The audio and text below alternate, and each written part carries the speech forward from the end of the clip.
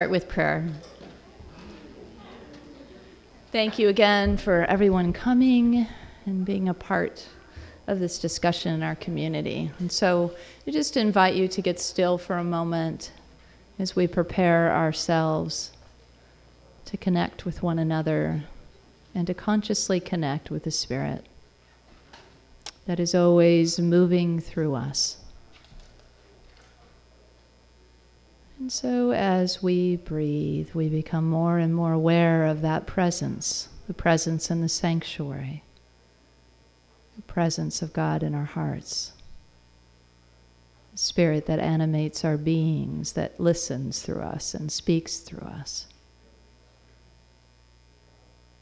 And so with the very power of understanding that we've just explored, we open our hearts and our minds to greater understanding, to comprehension, to realization. We give thanks for the insights, for the possibility that is presented to us today.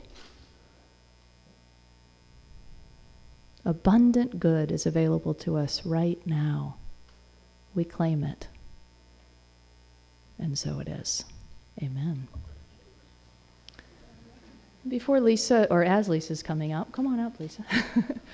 I just want to acknowledge that Lisa has put in a lot of her heart and soul into strategizing for our community. She's been an excellent board president and leader for us at this time, and strategizing both in terms of generating more abundance, opening up all the channels to the source that are possible for us, but also kind of that boots on the ground work, doing the work that needs to be done. So she's worked with the banks, she's worked with the solar company, she's gotten bids, she's gotten detailed research, she's shared with the board and with the congregation and communicated that in all kinds of ways. So, we have in Lisa somebody who's working pretty much full time for us right now for free. So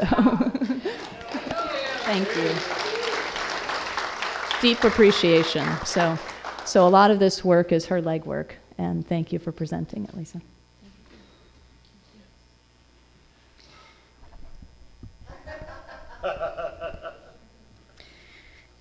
So we have an agenda.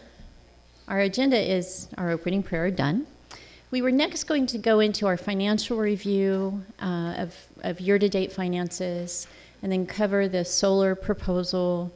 We're going to go into the vote, and then we were going to have announcements. But at the gathering that we had at 10:45, I forgot to do the announcements, so I thought I would start with them just really quick.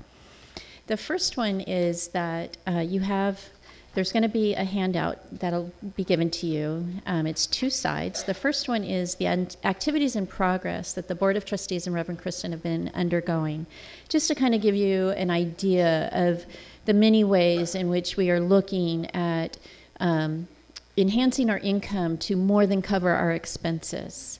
And Kristen went outside, but that's okay. She'll talk about the Prosperity Workshop on August 4th later. And then on the other side, there are top 6 things you can do now to support Unity of Walnut Creek. And the number one way that anyone finds a spiritual community, I think over 90% of people are invited by somebody who already attends. And so one of the main ways is when you're out and about, or your friends or your colleagues or your family, invite them in. And let them know what we stand for, and see if that calls to their heart, and if perhaps this is the spiritual home that they are hungry for.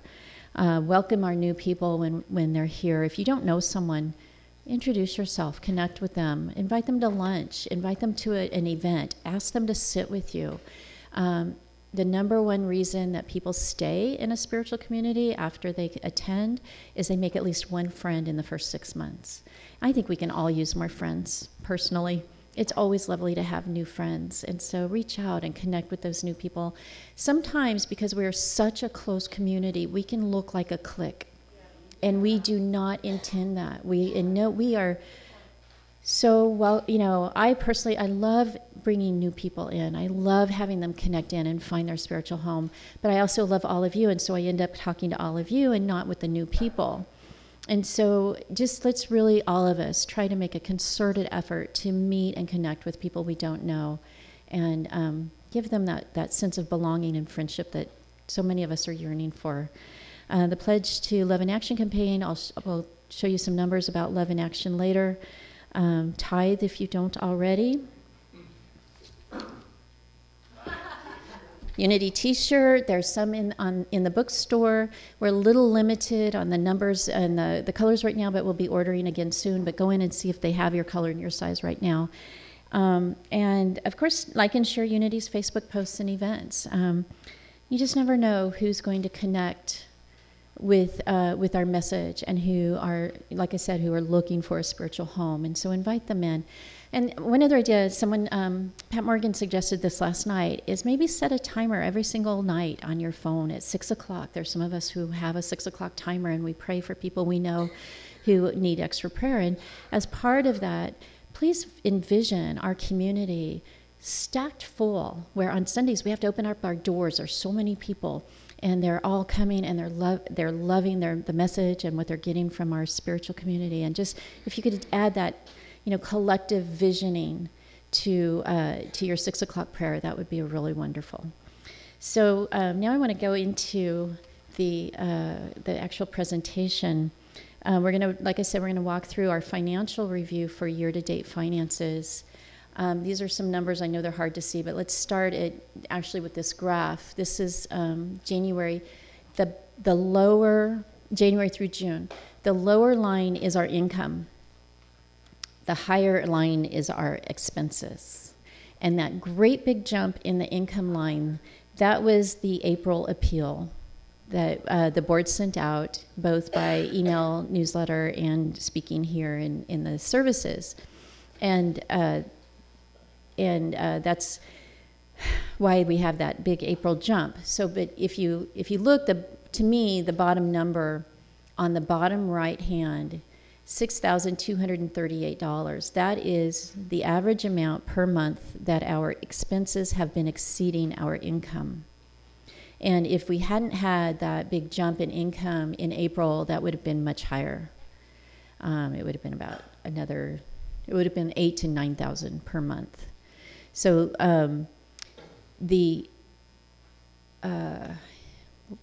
let's see, so attendance, also we want to talk about attendance. In 2016, our average was 193 on Sundays.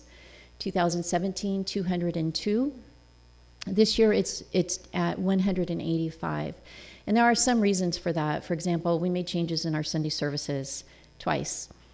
And that always mixes things up, confuses people, makes them stop coming, truthfully. And also, we stopped streaming our 9:30 service. We are only streaming our 11:30 service. And so that dropped the numbers from the streaming. So given that there, some changes, we're at 185. That's not bad, but it could definitely be better. We can definitely expand, especially our 9:30 service. But I know there's extra seats here in 11:30 too. So again, invite those people. So here's the numbers. 2016 and 17 are the bigger numbers. The brighter line, the lower line that only goes halfway, that's 2018. And it's interesting. I love these kinds of graphs because it's really just fascinating to think about it. Like the January numbers, everyone does their New Year's resolutions and they come to church and then they stop. The next big jump is Easter, right? And then for some reason, I have no clue why, July, we have this big jump.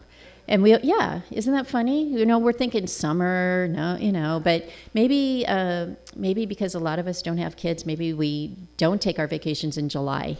I don't know, but anyway, we have this big jump in July, and then at the end, you can kind of see at least one of them goes up at the end with the Christmas holidays and everything. So that's our attendance. But you can see overall, attendance is lower almost every single month this year compared to the last 2 years. Of our income, there are 10 income categories that make up 98% of our income, so pretty much everything. The Sunday Love Offering is the highest. It is 54% of our total income.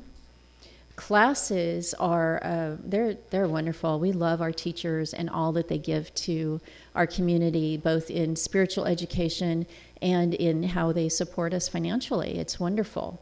Love in Action is our third highest income. generator, and that's why we have asked people to recommit to giving to Love in Action. And Love in Action, the intention is that that would go towards the mortgage payment. The original Love in Action was to create funds to do the remodel, and then now it's really about continuing the support of that remodel with the mortgage that we have that help pay for the remodel. Events and fundraising, those are also, round out our top 5. The events are, like when High Priestess Ida was here, those kinds of events. The fundraising, it's really interesting. You can see one year we'll have our big fundraiser, and the next year we have the smaller fundraiser, so we don't burn out our volunteers. And it's always interesting. You see the jump in the income in October, or sometimes November, but usually October when we have our fundraiser on the big years. It's really interesting. Rounding out the 10, the 2880 Buena Vista, basically rent. The facility rentals for things like BNI, the business networking group that rents here. Our bookstore, our abundance class that we have usually once a year, and then our youth ed also contributes through their fundraisers. So those are the top 10 categories. Sunday Love Offerings. Here's our 2016 Sunday Love total. 2016, 2017, 2018. You can see the drop from the total in 2016, the total in 2017, and the estimated for 2018, which we basically just took the Sunday Love Offerings January through June and doubled them. And so if we continue at the pace that we're at the end of the year, our Sunday Love Offerings will be over 45,000 less this year than last year. Pardon? Let's turn that around. Yeah, let's turn that around. Isn't there a song? Yeah. And Love in Action, which I said earlier, contributes 10% of our income. And you can see that line has also dropped. It dropped in 2016 over $7,000 from 2015. In 2017, it dropped another $16,000. And then this year, we're on track for another drop of $7,000. So that's, again, why we have made the appeal several times for people to pledge to Love in Action, which would be over and above any tithing or Sunday Love Offerings, but a pledge to support the foundation of our community here, our buildings and our facilities. So I'm going to stop there, I think. Oh, nope, one more slide. Sorry, I got a itchy nose, sorry. Doesn't that mean that money's coming? Is that the old wives' tale, right? Yeah, so, okay, it can itch all at once. Itchy palms. Oh, I like nose, but anyway, okay. Okay, so expense-wise, 52% of our expenses are our people. That's our staff as well as our outside labor, such as the bookkeeper, the book center staff, and teachers as well. And the teachers as well. 34% are the actual facilities. And that's everything from, we don't pay property taxes, but I think we do mellow roofs or some We pay for mosquito abatement, that kind of stuff. But it's everything from the janitor to the landscaping to the electricity, the mortgage. Yes, thank you. I always forget that one somehow. It's the biggest one. The mortgage. So that includes everything, just keeping the lights on, basically, having a facility here. Oh, and people would also include our musicians, yes. And then the 13% are other, and that would be things like credit card charges, bank charges, just anything that doesn't kind of fit into facilities or people. So that's where we're at financially. And so I'm going to stop now and ask for questions. I believe there's some microphones around so everyone can hear. Does anyone have any questions about the finances?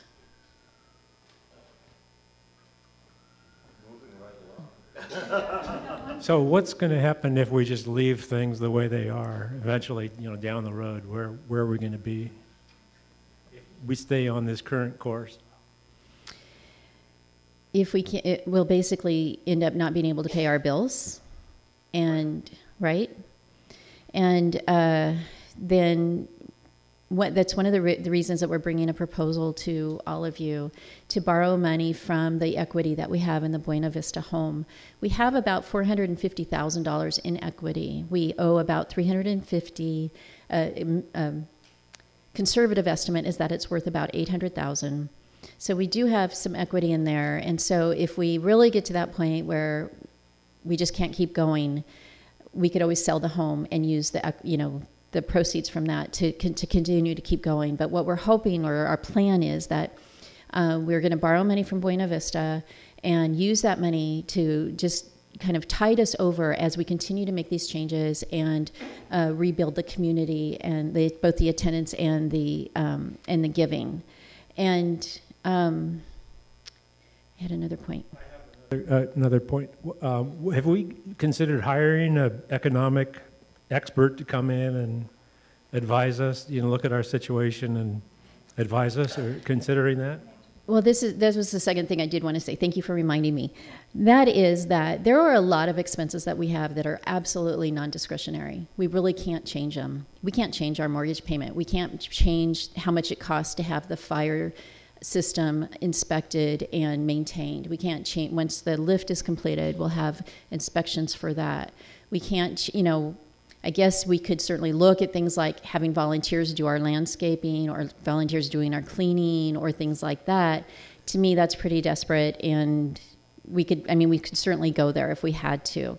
We don't want to cut our staff. We have an amazing staff who do an incredible amount. They're such a small staff, and yet, we kind of take it for granted that things run so smoothly here, and because it just happens, and yet, the staff it's minimal, and they get it, and it doesn't just happen. And so we have this amazing staff.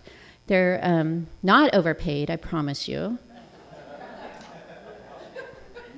And there are the things that are, another thing that's discretionary is our tithing. As a spiritual community, we don't want to stop tithing.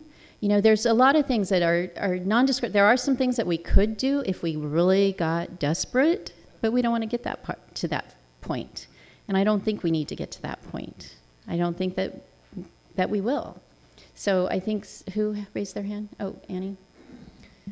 I don't think you've mentioned this in this meeting, and you did in the other meeting because I said in the beginning. We have gone through our reserves. Oh yes, thank you. And yeah, because at one point we did, and so we've gone through all our extra money.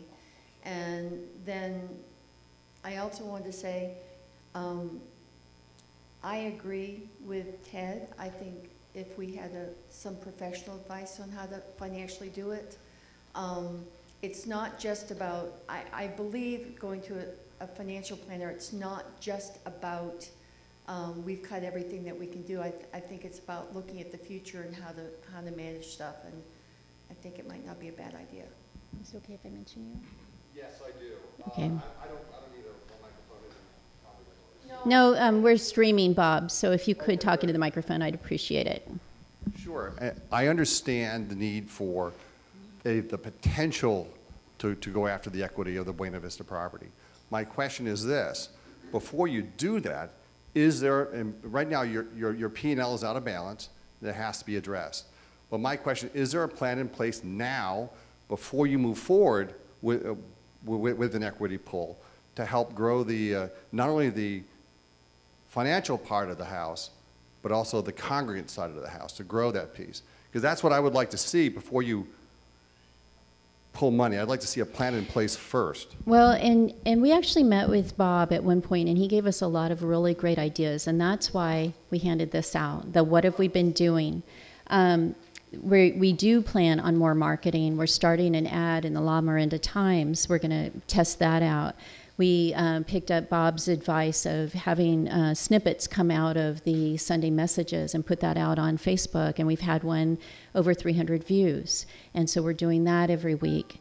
We got our T-shirts, and it's not just because we love but because we're hoping people see the T-shirts, and and come and want to know more about us, we're going to host the Prosperity Workshop on August 4th that Reverend Kristen will talk about. We got signed up on peerspace.com, and we've had 4 inquiries in our first facility rental from Peerspace. We've been looking into childcare programs. All of these things that we've been doing, and community outreach, and let's see. We would like to let the wider community know more about our book center, because it's a unique resource here in the area. There's not any others really that we know of that offer the metaphysical books like we do. And so we want to start our choir again, because choir is such a bonding experience for people, and people will come just so they can sing and then get hooked in. So there's just a lot of things that we're looking at on all sides, and that we've started to put into place, both to rebuild attendance and income. Annie. I'm sorry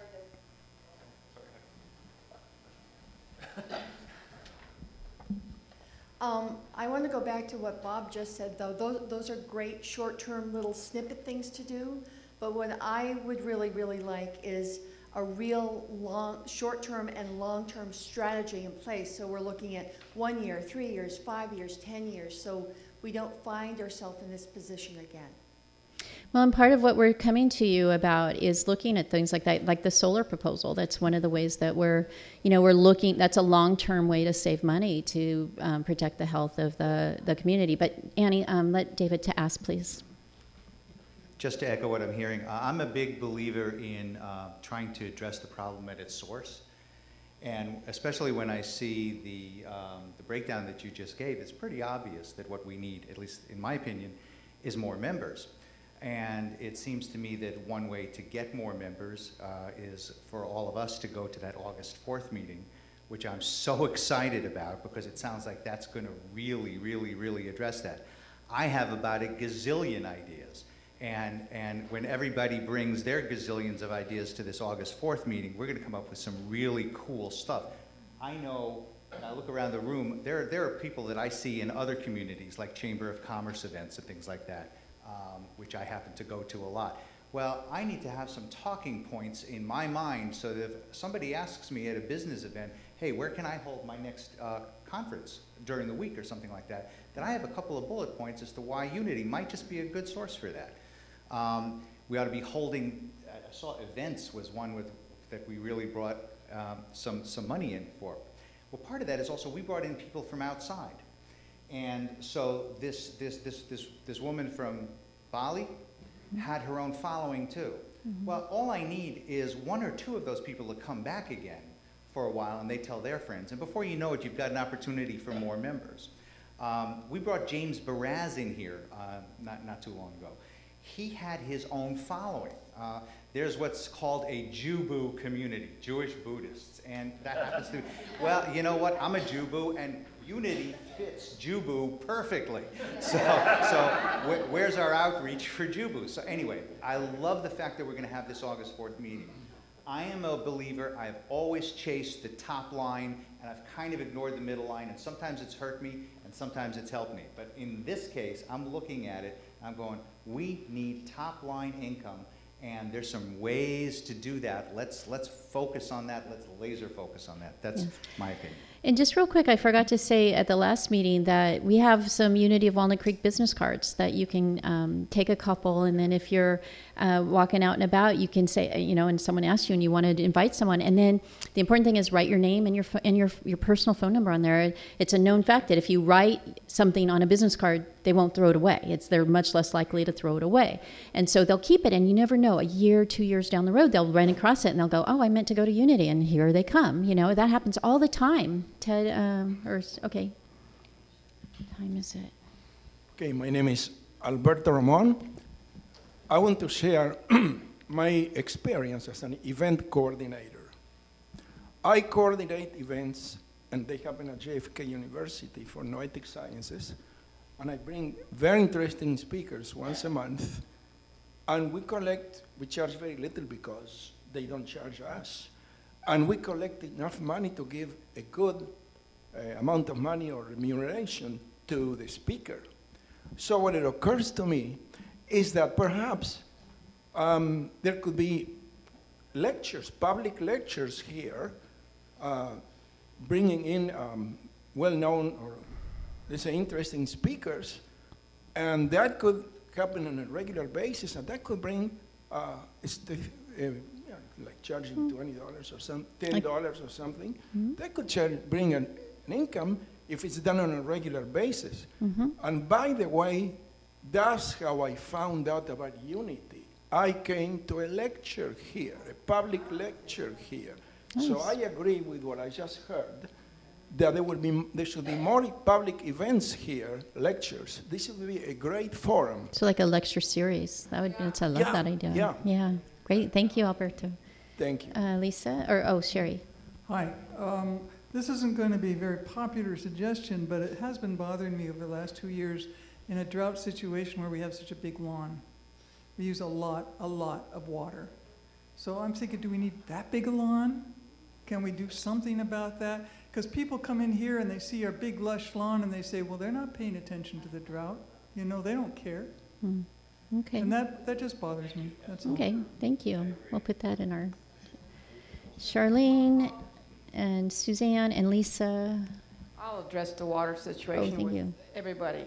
It's being very well taken, carefully monitored, and to the amount of water and what time in the late morning or whatever. So I don't find that to be something that's that needs to be cut. Okay. So Lisa, I stepped out for a minute, so I'm not sure if you covered this, but I know I heard it before out in the first meeting, and that is, even though we want to do all of these things, and I think all of us are going to have to step forward and help, not just the board, but Lisa pointed out also that we have our loan is coming due early next year, and we know what happened when things changed unexpectedly and we weren't able to get a bank loan to build what we had planned on building here. So the fact the board is thinking ahead and coming to us for approval to take out that loan makes sense, even though we are also going to do everything we can to not use it. And I want to ask you not to provide ideas today. I know it's tempting, but let's bring that in August 4th so we can get our meeting done today, okay? So if you have ideas on generating income or saving expenses or anything, let's do that on August 4th, okay? One thing that I notice, our congregation is getting older and older, and there are less and less young people. And I don't know, there's some way we need to address getting more young people into the group. The age-old dilemma for Unity, right? It is. I've heard this for all churches, but Unity in particular, because we're not one that just tells people how to do something. They don't just have to show up on Sunday and then they're absolved for the week. We're a congregation that asks people to do their work, to go within, and to listen to their inner voice. And a lot of times, you're 20, you're 30, you're not quite there yet. You haven't suffered the traumas of life quite to the point where you're ready and willing to, when you know you can't just keep doing things the way you've been doing them. And so I personally think that Unity does skew to the older side, in part because of that reason. But Helene, you're right. You're so right. We would love to have more families. We'd love to have those, they're called Next Generation Unity, the NGUs. And so yes, as you go about inviting people, don't just invite people your age, invite the younger people in and let them know this is a place where they can really explore themselves and learn how to do their life in a different way that's more supportive than other ways. I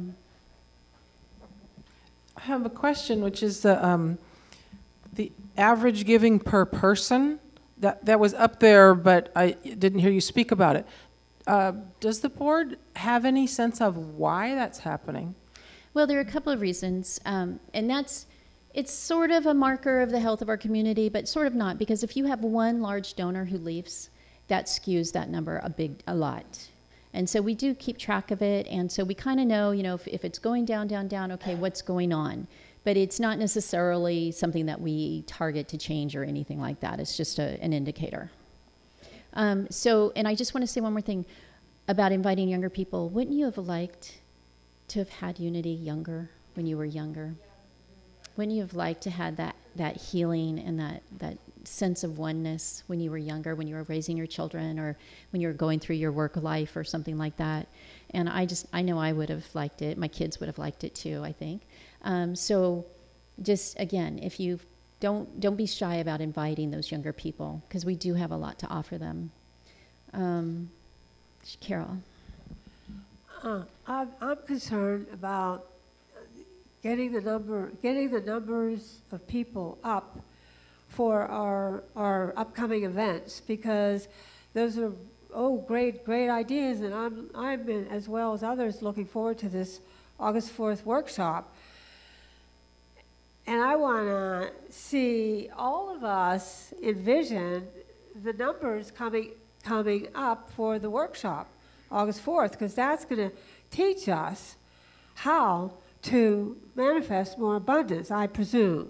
That's what this workshop is going to do. So how do we get this room filled up completely for that workshop?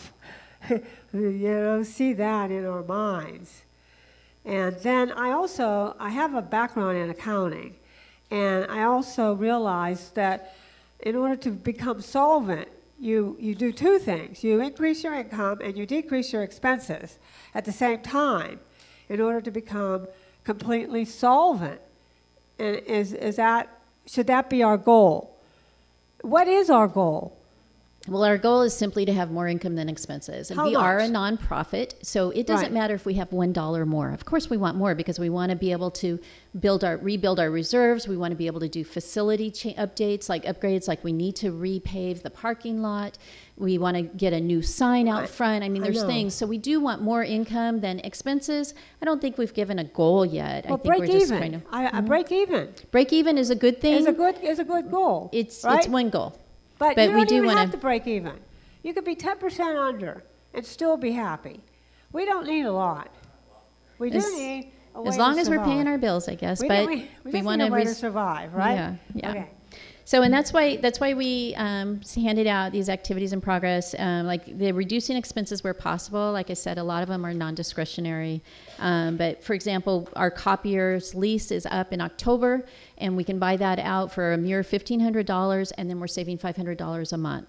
So we're looking at all aspects of expenses and income. And there's a question in the back, and then I'm going to move on. There you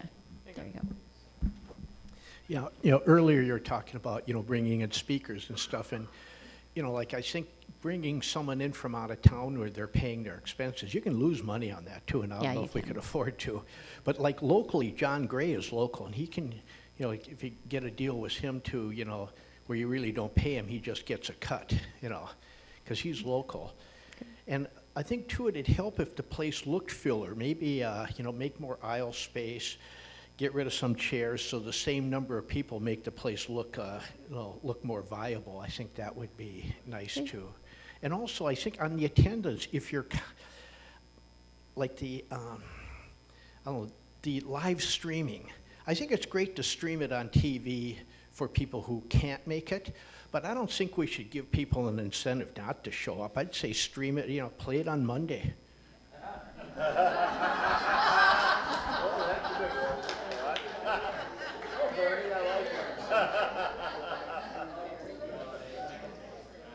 That's hilarious. Okay. So I'm going to go on, and I'm going to talk about the solar proposal. Where this came from, first of all, we've been looking at doing solar since we remodeled. We've looked at it several times over the last 8 years or however many, maybe 4 years. And each time, it just wouldn't work, in large part because the companies were really more residential based, installers. And we're not a residence, and we're not a large commercial building either, which is where the other installers generally focus. And so we're kind of in that middle of the road facility. So Javier Cortez had actually referred this company called SunStore to us And SunStore is not an installer. They are a project development company, and then they are owned, their parent is an installer. And so when SunStore came with us with a proposal, and we were talking to them about our finances, and they ended up going out and finding this nonprofit called Revolve. And Revolve helps other nonprofits go solar by crowdsourcing money. And the last bullet point there, they actually arrange for the design, the permitting, the construction, the installation, testing, activation. So they actually crowdfund the money, manage the installation, and then they own it for 20 years. And they lease back to us the system for 20 years. And after year 20, we own it outright. And a lot of the savings actually comes after that point in time when we're no longer making lease payments. I mean, we save money every year, but the large ones is when, we no longer have lease payments. So the systems are warranted for 25 years. But it's very likely that the system would actually last 30 to 35 years. So they own and maintain the system. That means no costs out of pocket for us. If they monitor the usage, and if the usage doesn't account for a certain amount of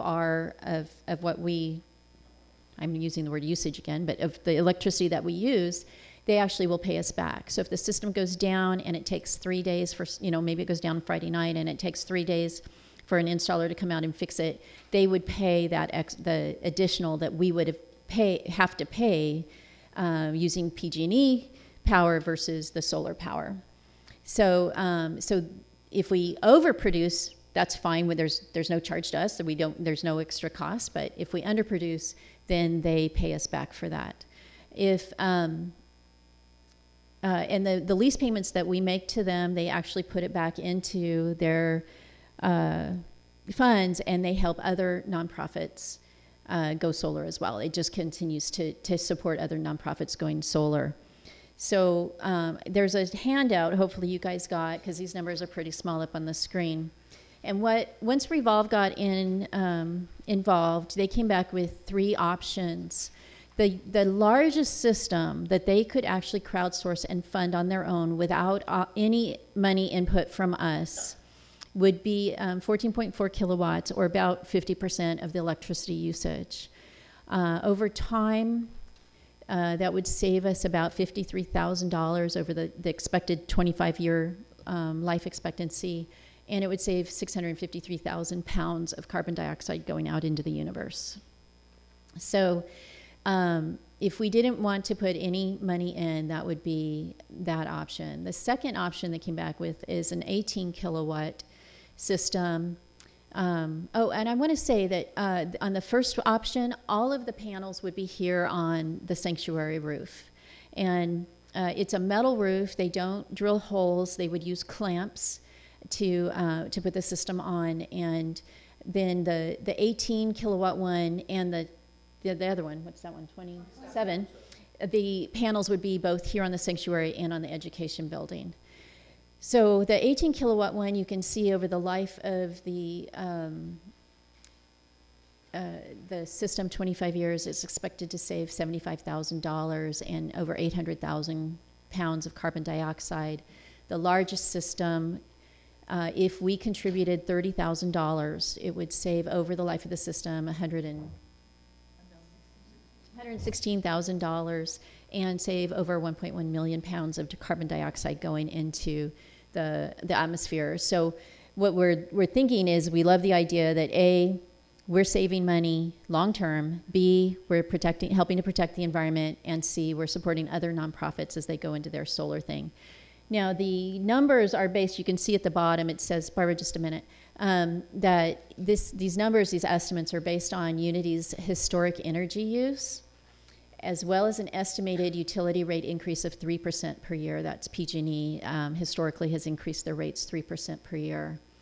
Our lease payment would actually go up 1.9% per year. So like on the lowest, the smallest size one, the first year it would be about $250 a month, and by year 20 or 19, I guess, it would be about $390 a month. So it would just every year would go up 1.9%.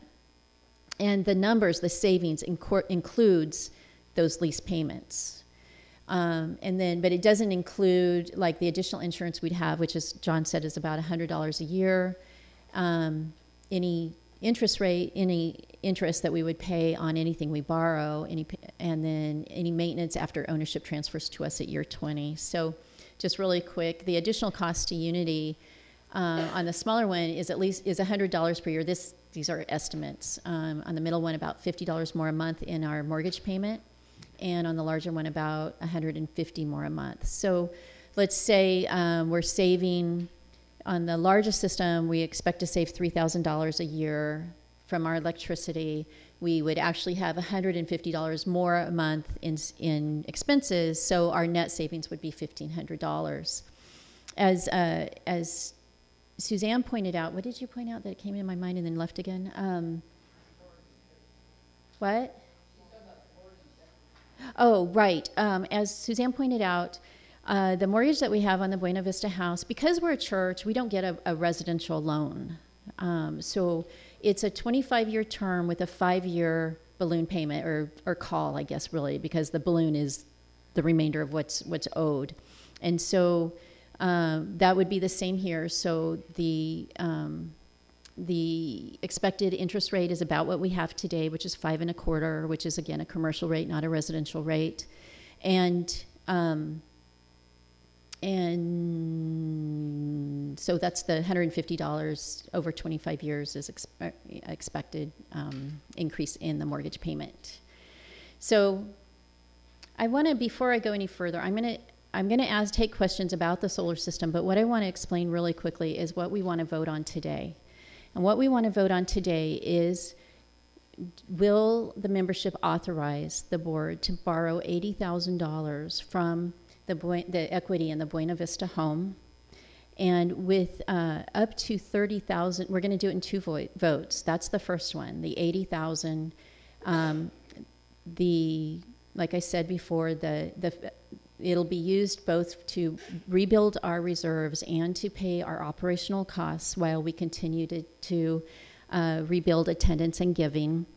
And then the second vote will be, do you authorize the board to spend up to $30,000 on a solar system?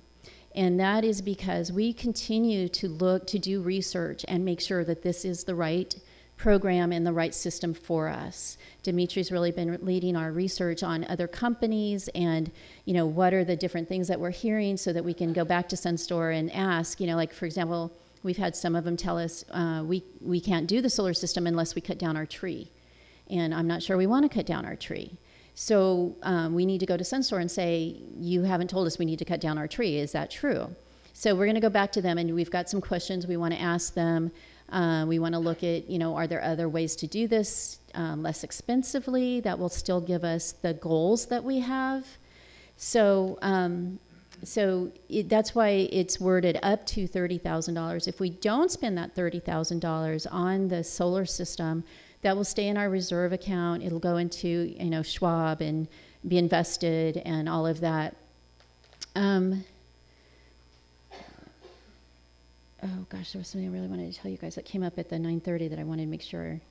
So I don't want you to think that we're rushing into this.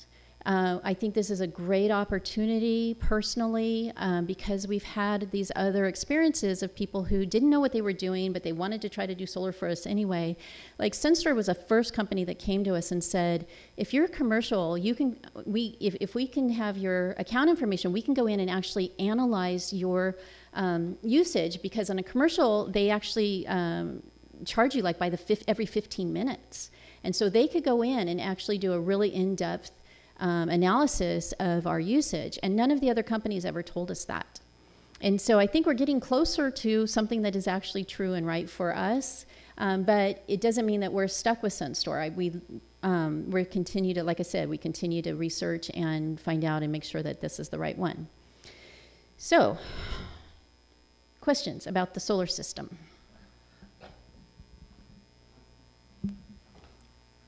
I may be missing something here, but it seems like if we spent the extra $30,000 to get the larger solar system, that the savings in energy bills would completely offset that increase in the mortgage, unless I'm misunderstanding And something. more than, yes. Oh, okay. Yes, it would. So that's not really an additional cost if you. No, but we do If you need put to those two things subtract it together. from our savings. That's Oh, why we oh, bring I it up, see. right? Okay. We do need to be realistic that. Okay. That, yeah. Yeah, Okay, right. and not to hog the mic, but I'm really confused about the concept, so help me out, of borrowing money to put in our reserves. That doesn't make sense to me, so could you explain that? Yes. Why would we pay interest on something if it's reserves and we're not going to use it? So we can pay our bills. We're refinancing and we're using some of the equity in the house. Basically, if we get to the point where we can no longer pay our bills, we have a backup option of being able to sell the Buena Vista house, because we do have hundreds of thousands of dollars of equity in that. We'd prefer not to. We love having it as a manse. The long-term goal when we bought that house was to turn it into another facility, like another classroom or something for Unity. And until we can afford to do that, we are renting it. It's a manse. It's a great. Kristen loves living there, and we're so happy she does. And so what we're doing is we're borrowing money now so that hopefully we don't have to sell the house later. And like Suzanne, you pointed out, I think that Annie did. The $6,000 plus a month shortfall, how we've been paying the bills is we have completely drained our reserve account. It's basically at zero. And we also used a little bit from our endowment account to finish paying for the lift. So we don't have any more cushion.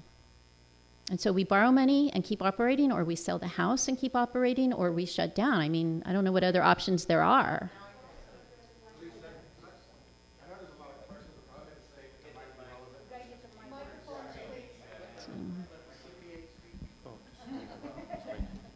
Just so you know, and I just looked at it real quickly because I have John's financial statements right now. In the last year, look at that loan outstanding balance on the two loans, the mortgage on the church and the mortgage on 2880, we paid off $37,000 of principal payments in the 1 year.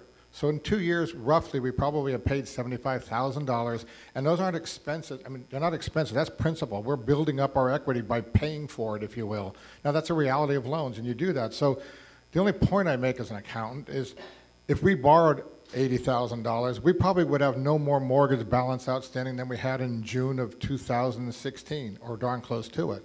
So while it is borrowing new money, and we do sit where we sit right now, it's not like we're digging some perpetual hole. We've been paying this money out, and it's helped create the deficit in reality. So I think that's a crucial point to keep in your thinking. Make sure that people, and we also need to be aware that we need to refinance anyway. Yeah. No matter what, we're going to be refinancing. So. Yes, because it expires in February.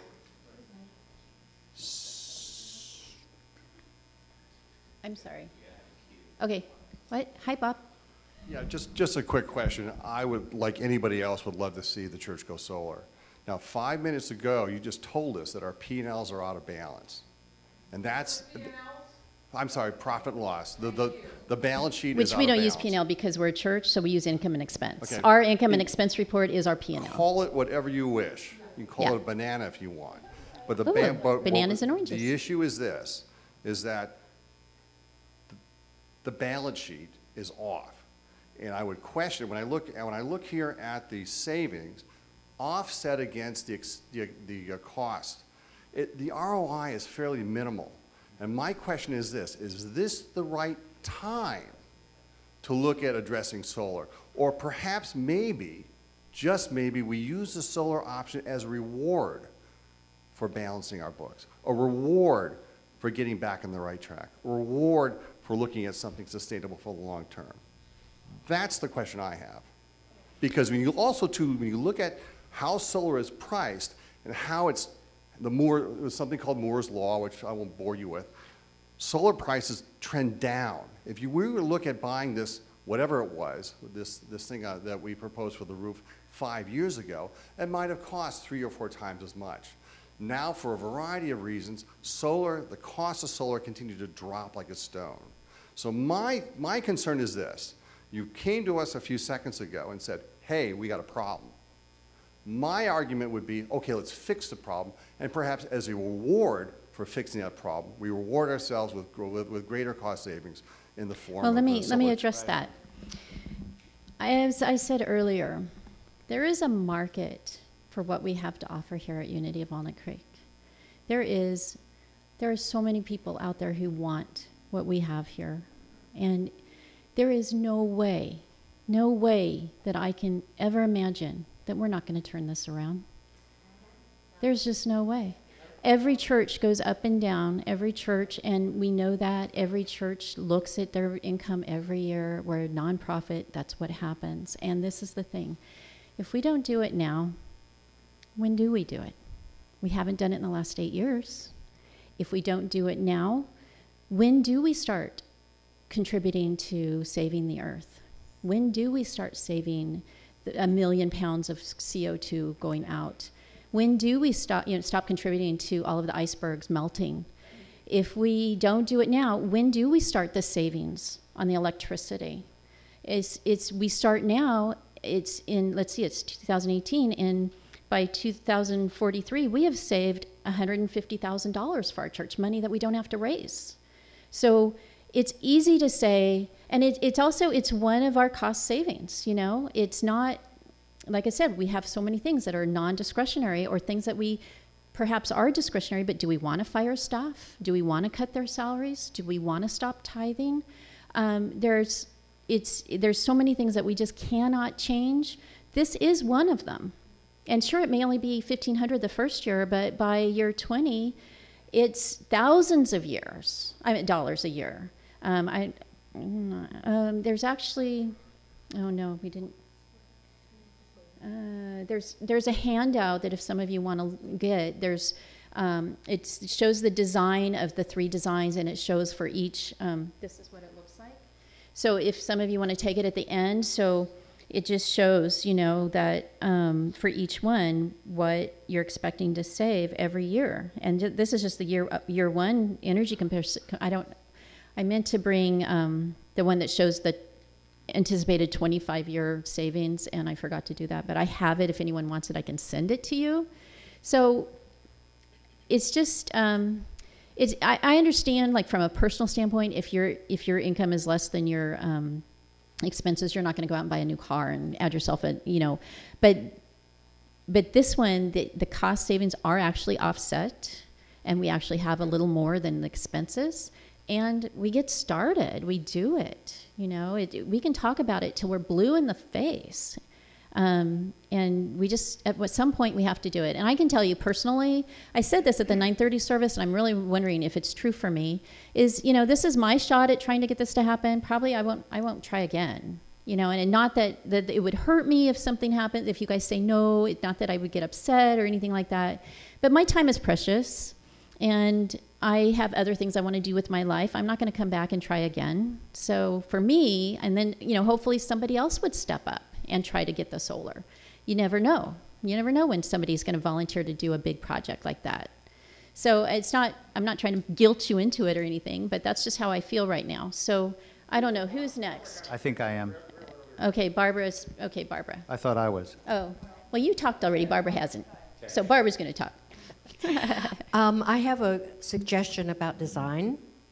If any of you have ever gone by Concord High School. Okay, I know. Yes. The parking lot. The parking lot. More expense, and can you imagine?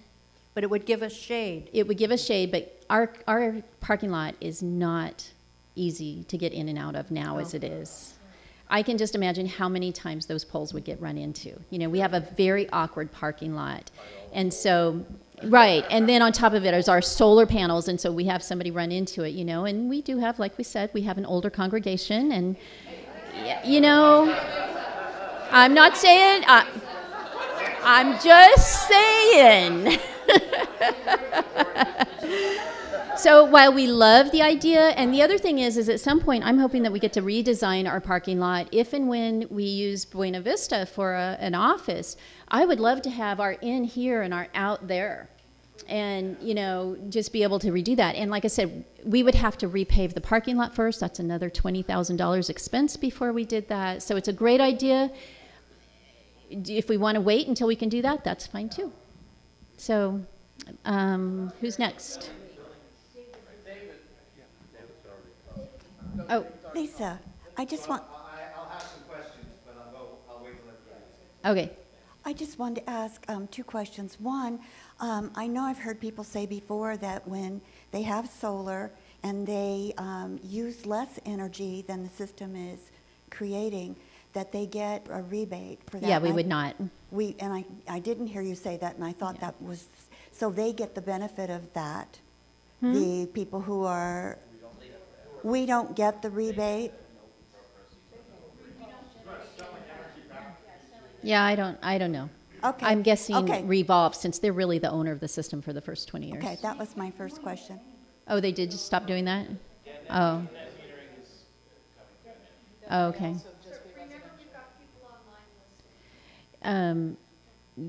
We're saying that net metering is coming to an end, and also that might be residential, not commercial. I don't know. Okay, Jackie, your other question? Okay, my other question, we're going to have to refinance anyway. Yep.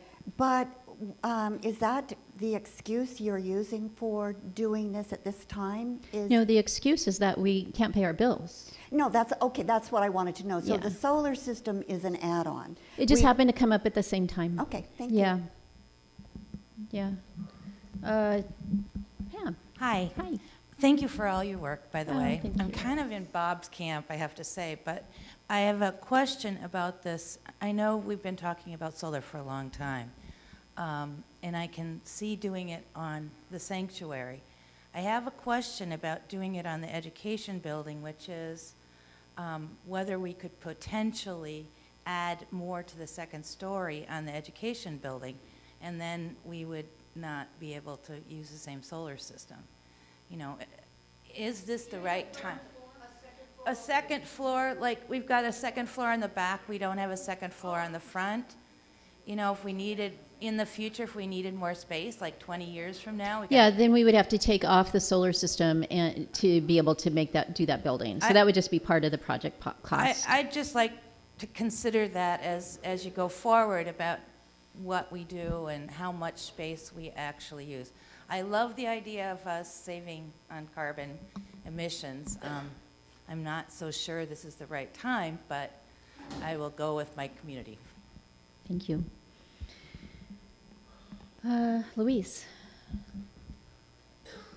I have a couple questions. One, like, why don't we just, you know, as a possibility, start with that first level that wouldn't cost us any money, and then when we get the money, you know, that when when our income comes way up, then add another level to it? That's one thing I wanted to ask. And the second thing I wanted to put out was that when, as history has proven, when you get a bid on something and then you wait a few weeks, or like the lift or the church or remodeling in a house, it's always a lot higher than it initially was. You know, are you prepared for that? Out of experience. Like I said, Dimitri is continuing to do research, and of course we'll go back and talk to SunStore. The one thing I wanted to point out is that when I talked to Zach, who heads Revolve, and by the way, Zach's going to come to the August 22nd board meeting to meet with us, and so if anyone wants to join us and just talk to him, and I, one of the things that he said was that, you know, it would be more in integrity to use SunStore because they were the one that brought us to their attention, but we certainly aren't stuck with SunStore. You know, we would if we decided to go with a different installer, we would of course have a conversation with SunStore and make sure that we're in integrity with them. And the only other option that Revolve actually provided for was another nonprofit that would probably do the system at less cost. They use volunteer labor that would be overseen by a professional installer, and so that's something we might, you know, we could look at, but personally I don't know how comfortable I am with that.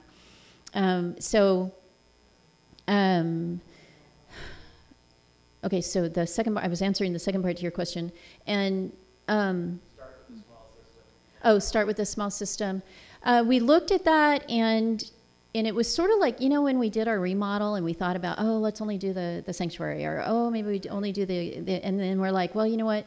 We're going to be tearing apart the place anyway. We might as well just do it all. And that's kind of how the board is thinking, you know, in general, is if we're going to do it, let's do it. We've got this company is willing to crowdsource, and actually the amount they crowdsource for us goes up with each size system. So for the smaller system, they would crowdsource, I think, 41,000 or 2,000 or something like that. I've lost my numbers now. And then the middle system, they would crowdsource like 46,000, and then for the larger system, it would be 51,000. And so they're actually contributing more as each system gets larger. Who do they crowdsource to? Just like Kickstarter, whatever. It's a nationwide, but primarily located in this area, and they actually get a team of volunteers together who run the crowdsourcing campaign. And I think their only requirement is that we have a ribbon cutting ceremony. We can do that. We can party. We're good at that.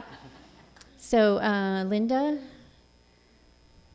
So, just to finish out. So, you know, like I said, the board is recommending that we go with the larger system. But again, we're continuing to research and looking at what all the different systems and all the costs and all of that. And so, just at this point in time, we're recommending the larger system. Linda. I like the solar idea. I think it's great. I think it's maybe step 1 or 2, maybe 3. I'm going to go back to Bob. Thank you very much for having your feet on the financial ground. We're not starting at step 1. That's called the dollars. And we don't even teach tithing to our children.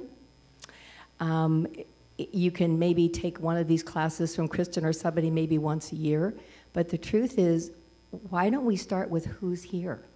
That's us. And why aren't we teaching ourselves and learning how to tithe and raise our own money now? I love the solar idea. I'm for all that, but I think that's not now. We need to fix our bottom line. Barbara? Or we could do both, is what Carl said. As many of you know, I live in a co-housing community, which is not a spiritual community. And we are going full solar, as it turns out, this week. We already did an installment several years ago, and now we're doing a full system. But we are an environmental group. And so we are walking our talk in that respect.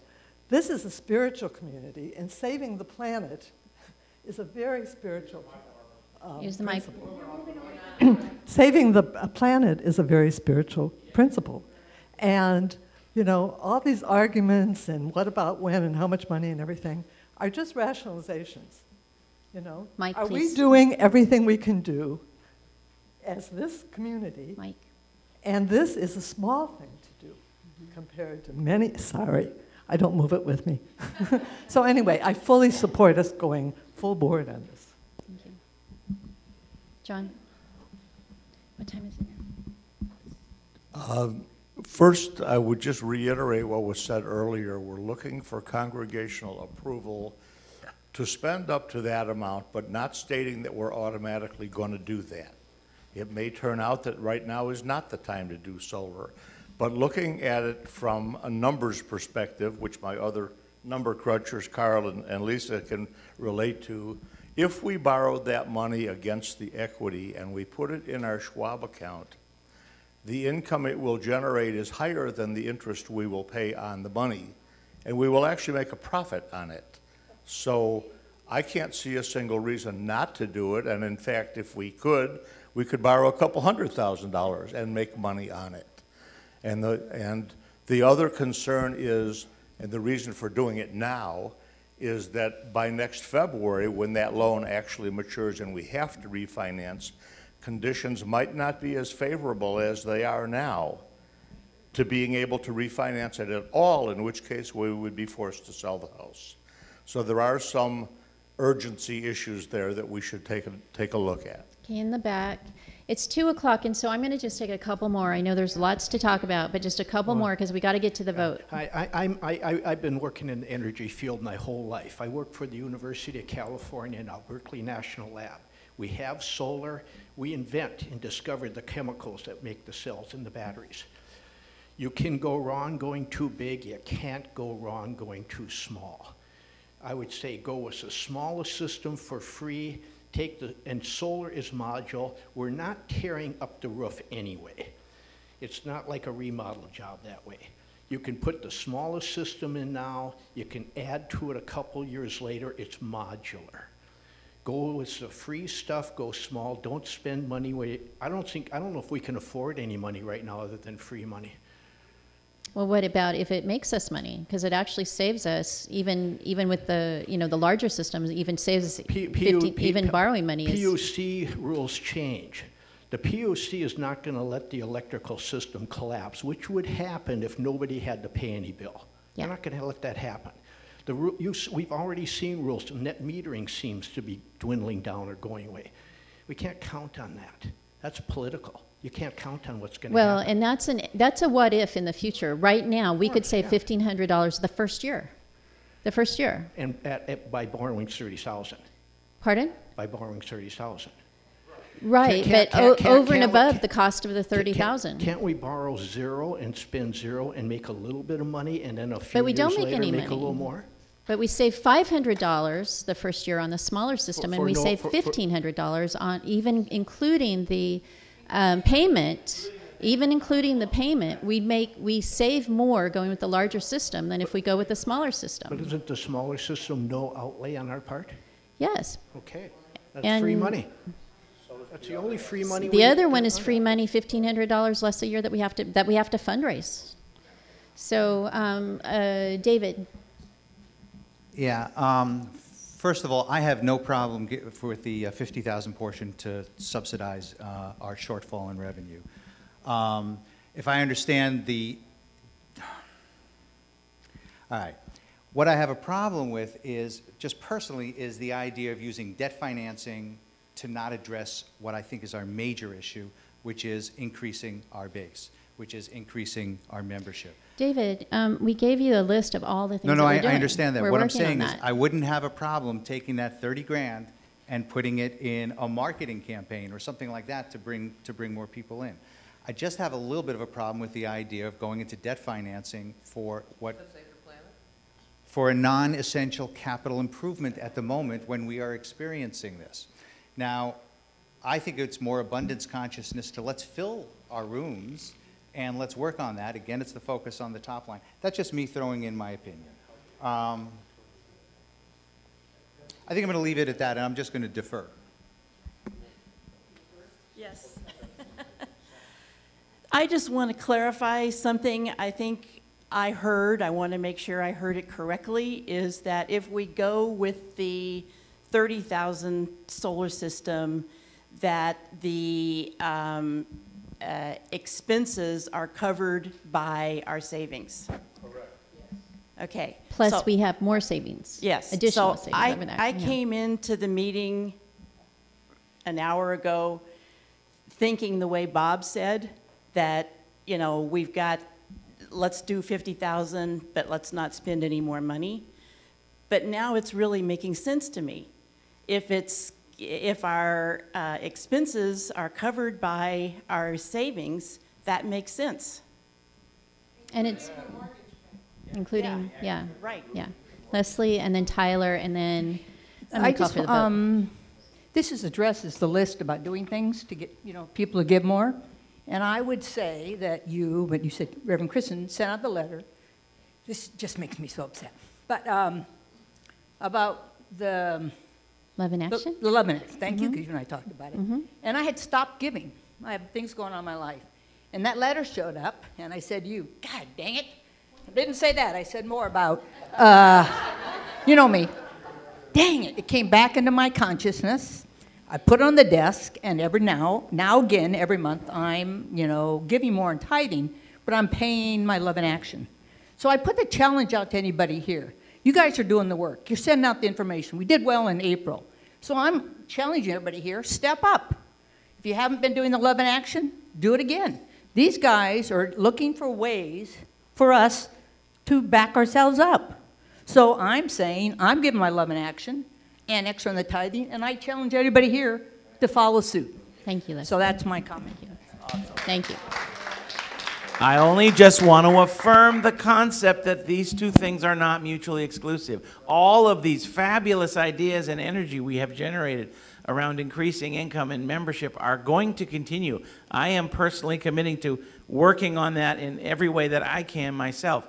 Nobody is going to say, oh, well, we got this money out of Buena Vista, we're done. We can just stop worrying about it. Everything's fine. Of course not.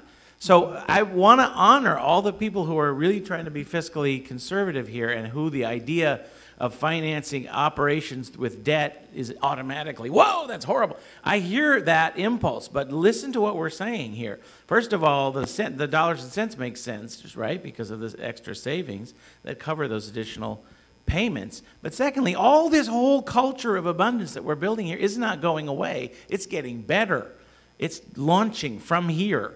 So that's the energy that I think this whole campaign has brought to us, and we need to hold on to it and take Leslie's challenge and go from there. Thank you. Thank you, Tyler. We need to vote. It's 2:10, and I think that yes, bring all of your wonderful ideas to August 4th. Again, this is authorizing us to spend up to $30,000. It doesn't mean we necessarily will. Yes, yes, I'm going to. I'm going to. Okay. No, I'm a member. Yeah. So like I said, we're going to vote in two aspects. The first one is to authorize the board to borrow $80,000 from the equity of the 2880 Buena Vista property. And thank you, John. And so all in favor, and I am going to ask people to help me count. Huh? We're not going to do it yay, nay. If you would raise your hands, so I would really appreciate it. And also only vote if you're a member. If you're not a member, please don't vote. I'll go over here and double check. Ted, you voted last time? You did. Vote early and often.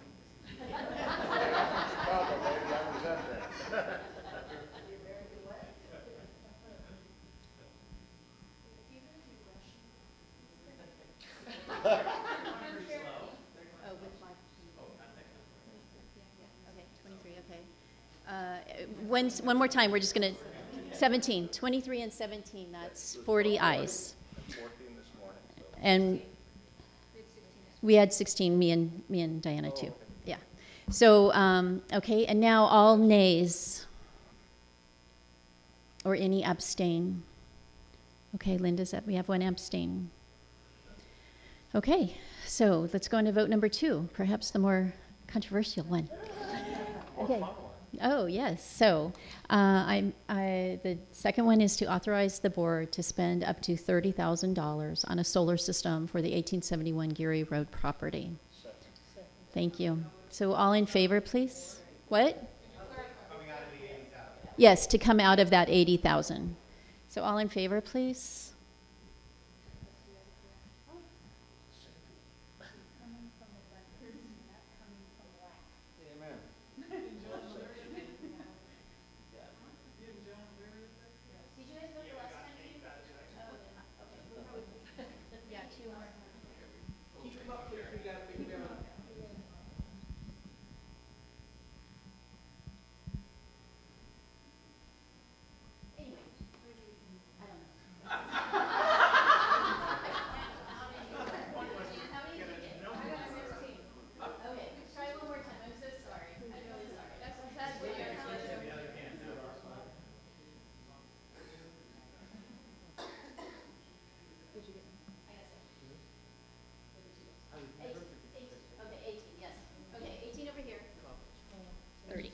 Okay, so and all opposed?